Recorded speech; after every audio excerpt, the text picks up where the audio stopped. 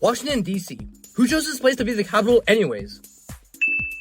The public transportation system is top-notch, as long as you don't mind being packed like a can of sardines. And if you prefer to drive, well, good luck finding a parking spot. They're harder to find than a needle in a haystack.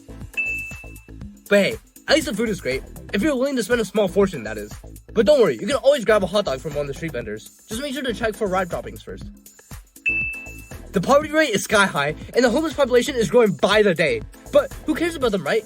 Because the politicians who campaign to reduce poverty and the homeless population sure doesn't give up. You get my point. And let's not forget about our esteemed politicians. They're always working hard to make this country a better place, unless you're busy golfing or tweeting, that is. But hey, if you ever wanted to slap one of them in the face, this would be the perfect place to go. But don't worry, if you're not a fan of government, you can always join one of the many protests happening on a daily basis. Because nothing screams I'm a patriotic citizen like shouting at the top of your lungs in front of the White House. And let's not forget about the cost of living. It's completely outrageous.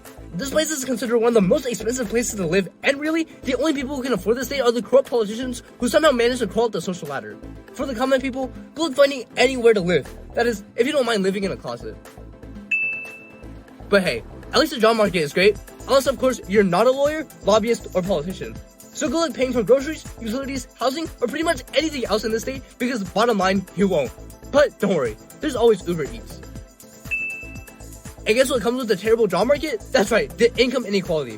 While the average income in DC is ranked pretty high, it's pretty much only people with salaries over $150,000 and people who make less than $30,000 a year. So, if you're hoping for a high-paying job around here, well, good luck, because this place is the roulette of roulettes.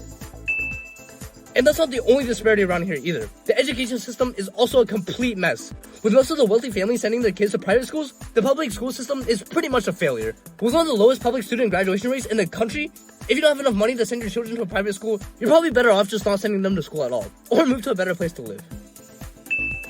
Then there's also the ridiculously high crime rate around here. In fact, Washington, D.C. has consistently ranked fairly high in terms of the most dangerous cities in the US. Maybe that's just due to the absurdly high and dense population numbers. Maybe it's a high number of wealthy individuals. Maybe it's the amount of poverty due to the cost of living. Or maybe, just maybe, it's due to the hatred for our country's worthless politicians.